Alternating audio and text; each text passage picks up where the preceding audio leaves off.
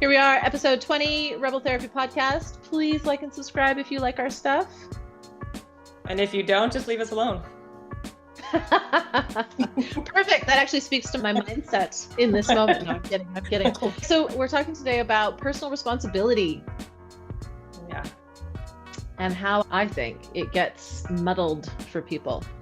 And I think a lot of the clients I end up working with, we talk a lot about where that line is of personal responsibility, right? So often it's in reference to a codependent relationship where it's like, where does my responsibility end and your responsibility begin, that kind of thing.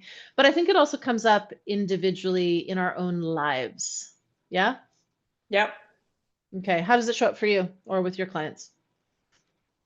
I think sometimes it is hard to determine what's mine and what isn't mine. So first of all, there's that distinction, which can be difficult to puzzle out. But then what do I actually have control over to change and what don't I have control over to change? And I think that's kind of the crux of this, right? In terms of pushing up or pushing all your energy in one direction towards something you can't change. And then you don't have any energy to move towards the direction that you actually can change.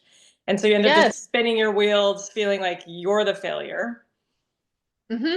And I think there's a lot of societal pressure or just learned bullshit that sort of points us in that direction to assume that it's our individual failure as opposed to some systemic problem, for example. I talk to teenagers about it in particular, but I talk to everybody about it. And I'm like, what can you control? And they'll say, oh, I shouldn't think this way, or I shouldn't have this feeling. Lots of shoulds, which from our training, we recognize as a really great indicator that there's someone else's set of rules that you're working toward. I shouldn't feel this way. And I'll say, what do you have responsibility over? And they honestly are unsure. And I'll say, we have responsibility for our actions. Absolutely. But not our thoughts or our feelings. We can't control our thoughts or our feelings. We can push them down or deny them or pretend they're not there, but we can't actually change them. Right? No, I mean, yes. And I think, not to go too deep down this tangent, but that's partly why I find meditation so useful, because it allows you to observe your thoughts and your feelings, and you don't have to like grasp onto any, but you're not pushing them away. You're kind of just like, and there's that thought, I'm not going to go with it. And there's that thought, I'm not going to go with it. And it starts to develop that differentiation of, I am not my thoughts. I am not my feelings. These are things that are moving through me and changing, and I have some control over what I move with, right? I think we have control over what we do about stuff, but not necessarily how we feel. And I'll use this really silly example. Can you make yourself fall in love? No.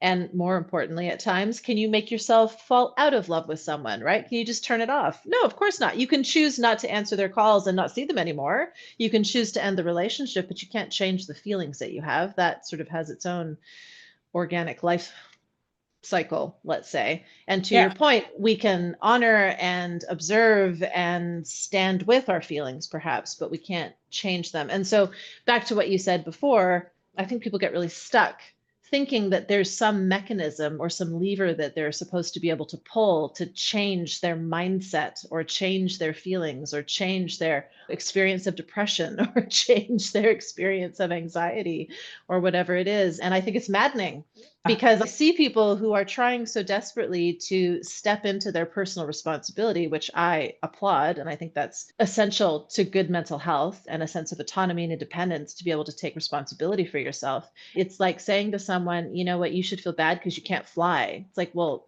why can't you fly? Is it because you're not trying hard enough? No, it's because it's impossible for a human being to fly. And I think that it just starts a cycle of bad feelings and negative thoughts and all the rest of it. Yeah, totally. Where were we? Personal responsibility and how it is very painful when you try to control something that is outside of your control instead of putting your attention to the things that you can actually control. For sure. Yeah. And I think we're in this capitalist patriarchy, and that's a message you're given all the time. Like, it is your fault. It is your failing. The things like they're telling you are your personal responsibility are actually like systemic problems and not down to one individual, but they're like, just pull yourself up from your bootstraps and that's all it takes. And if you're not able to do that, then you're a failure. It's not on the system. It's on you. You're the problem. Right. And so keeping people feeling that way keeps you kind of plugged into this system of consumption and working. Well, yeah. And the word that came up for me, honestly, is futility. So people get tired, I think, right? Yeah, And we fall down, and then you sort of regain some energy and you just try again. I'll speak for myself. I mean, I know that I've done that over the years where, you keep sort of doing the same thing over and over again. And I remember years and years ago seeing a therapist, and I was so frustrated. I was trying to get something done, I felt so stuck, whatever else. And he gave me this little story. He's like, you're walking toward a wall and you see the wall in front of you. And so you try to push through the wall, push through the wall. Okay, that doesn't work, right? All right. So then you try to climb over the wall. Well, I can't climb over the wall because the wall's too high. Okay, fine. So then I keep trying to dig underneath the wall, but I can't dig underneath the wall because it goes to the center of the earth or whatever. And he's like, but does it occur to you to turn your head and look to the side and see that the wall is only this wide? And all I have to do is walk around the wall, right? And that's always stuck with me because I think this idea of it's your responsibility to fix it, whatever it is, even if it's broken fundamentally, right? And it's like banging your head against a wall over and over and over again until you get really tired and you give up for a minute, and then you regain some energy and just keep trying. And it's so inefficient, and it's set up for failure because in this silly analogy, I was never meant to go through the wall. I'm supposed to go around the wall, right? But I need some help. I needed help to see that was even an option. I don't know. Does that make sense?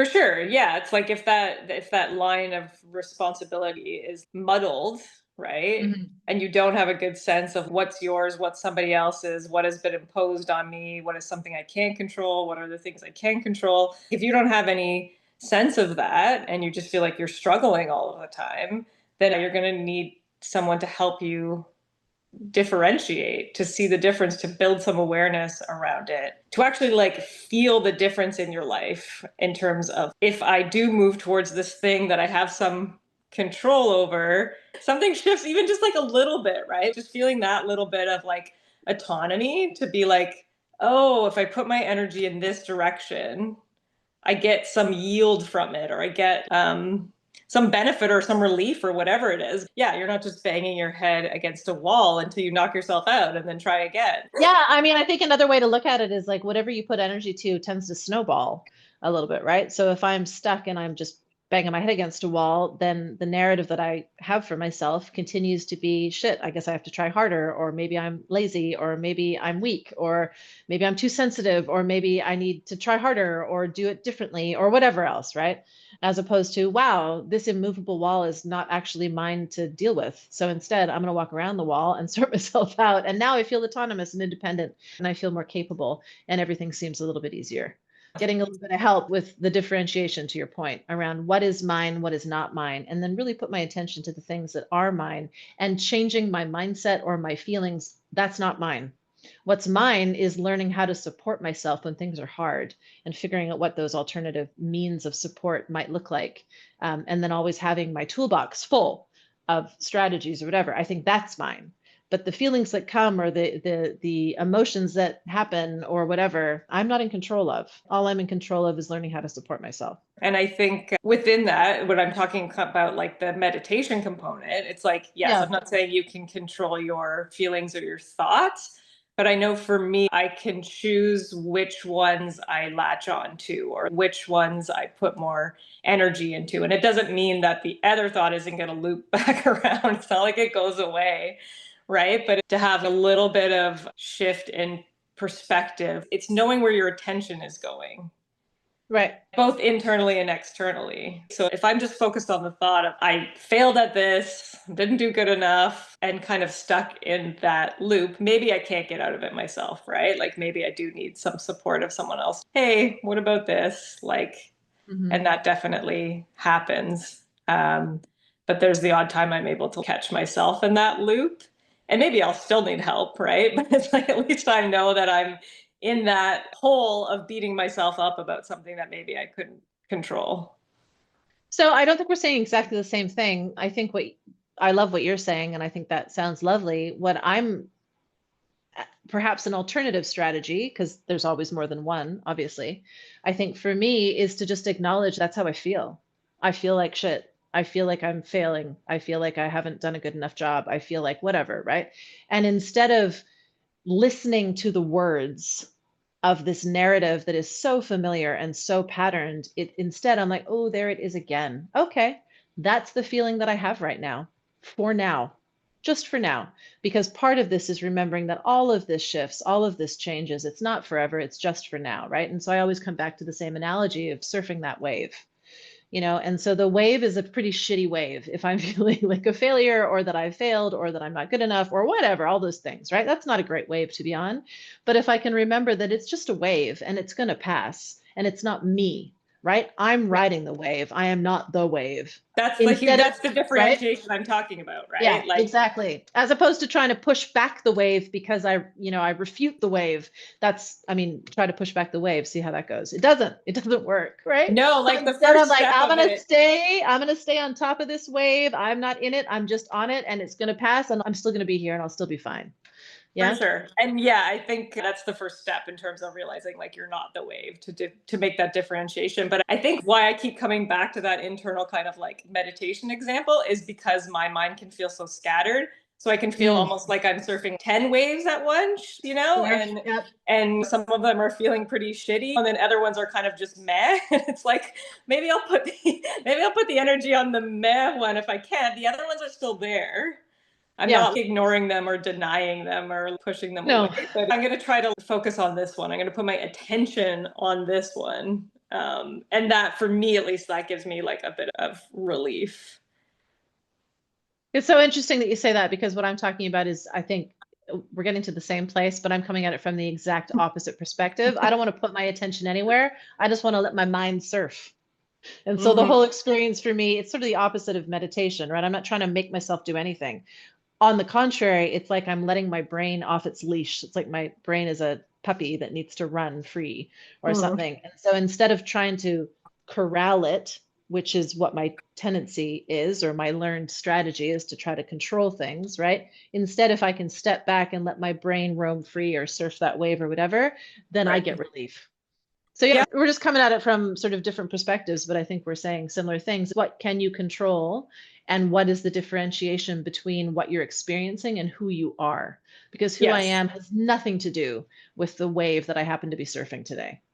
For sure. Yeah, no, and I also want to make clear like the distinction in terms of like I'm not saying like when I'm meditating I'm necessarily pushing my attention to one wave. Mm. Like that's more what comes out of meditating, that it shows up in my life. While I'm meditating, I'm actually just trying to pay attention to my breath. And the work is to actually pay attention to my attention and not in a, you're not grabbing it and it's like a very Yeah. gentle, like a parent leads the child back. There's a thought. Okay, let's just breathe for a second. And of course, there's going to be another thought. And then it's actually just like the practice of coming back. And it can be super frustrating and annoying. And sometimes I hate it, but it actually does give me a lot of relief. And then in my daily life, I definitely can pay more attention to where my attention is. So when those 10 waves are going, I'm okay, where do I want to put my attention?